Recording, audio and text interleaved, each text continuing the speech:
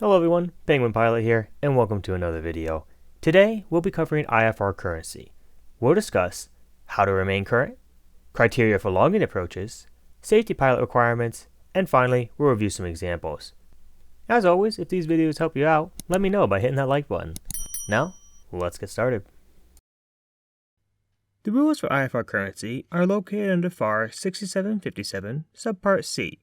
And within these rules are three time frames we need to look at. They include preceding 6 months, more than 6 months, more than 12 months.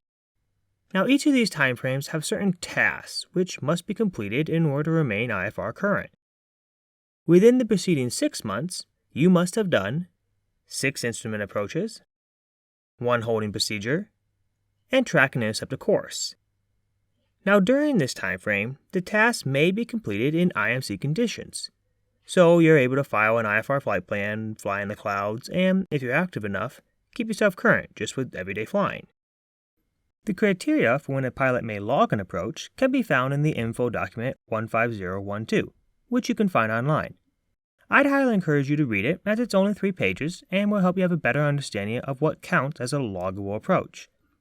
However, the main items are that the pilot must transition from IMC to VMC on the final approach segment, i.e. past the final approach fix, or remain in simulated conditions via a view limiting device such as foggles or a hood until the MDA/DA minimums. If it's been more than 6 months, the tasks still remain the same, however, they now must be completed in VMC conditions with a view limiting device and a safety pilot. This way, you can regain your currency without getting yourself into a potentially dangerous situation. It may have been 8 or 9 months since the last time you actually flew an IMC, so it's probably not the best idea to go shoot an approach by yourself down to minimums. The requirements for a safety pilot can be found in FAR 91-109 Subpart C.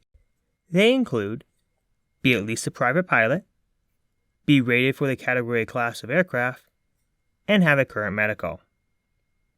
If it's been more than 12 months, you'll need to complete an Instrument Proficiency Check, or IPC. The required tests for an IPC are located in the ACS, but you can essentially think of it as a mini check ride. You'll do some approaches, holds, go missed, etc. Additional guidance can also be found in AC 6198. Now, I don't personally have my students memorize the required items for an IPC. However, you do need to know where you can find that information and also who can perform an IPC for you. The full list of who can conduct an IPC can be found in FAR 6157 Subpart D, but most commonly, a CFII will perform this for you. Alright, so let's look at a few examples of this. We'll say it's currently July. The rules state that in the preceding 6 calendar months, you need 6 approaches, 1 holding procedure, and track and intercept a course. To keep it easy, we'll focus on the approaches. So let's say you did 6 approaches in April. You would be current, and that currency would last until October. Because if you look at the preceding 6 months before October, those April approaches still apply, therefore fulfilling the requirements. Once we move into November, however, those approaches would be outside the 6-month time frame, and you would no longer be current. But what about if you didn't do all 6 approaches at once? You had it spread across a few months. Well, let's look at that. Here we have another 6 approaches, but now they're spread across March, April, and May.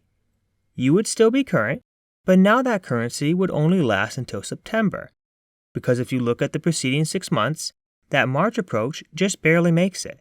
And if you move into October, you no longer meet the requirements. We'd only have 5 approaches, and thus no longer be current. All is not lost, however, and we can still get that currency back, even if we're outside the 6 months. We just have to do it a little differently. Okay, so now it's October, and some of those approaches you did are more than 6 months ago, meaning you're no longer IFR current. The FAA does still provide a way to get your currency back without doing an IPC just yet. This is what's sometimes referred to as the grace period. During this period, you have an additional 6 months in order to regain your currency. However, these tasks must be completed in VMC conditions, with the use of a view limiting device and a safety pilot, as we mentioned earlier.